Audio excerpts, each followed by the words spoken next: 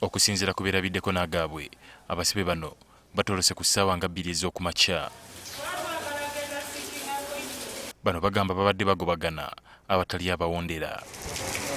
Abantu bamaze babaawo basamaalirira nga twena tulibona bw'abantu engeri gye bali kulumuka nga tetwidde ku kikyene kubanga abaisirikale bona tubabayireewo nti bali awo bali babinga tibabayireewo. So embeera ebaire engeri awo abantu kweterayo bwa misinde nga gazita kyene kiri awo eza n'okwewuunya oti balirumuka ki nga tibalirumuka toliikibona. Kubanga nga baligobagana nga tobona kunaaba bagoba nga balifumutuka mu poliisi.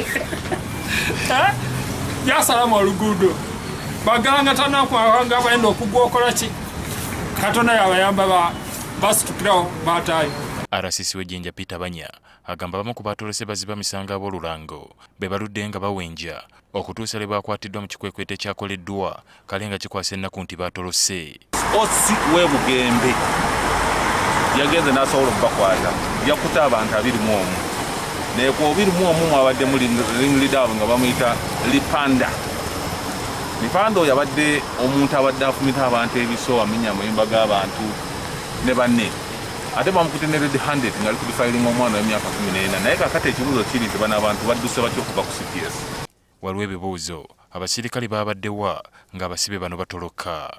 Tugenda kinoonyerezaako ate ne buli musikale yabadde ku duty bayisa zino nsuubira ali mu komera tebakuye essasi wadde na limu bano abantu bayiseewo okuva mu CPS yawano. So tugenda kukola investigation ku kino ekintu.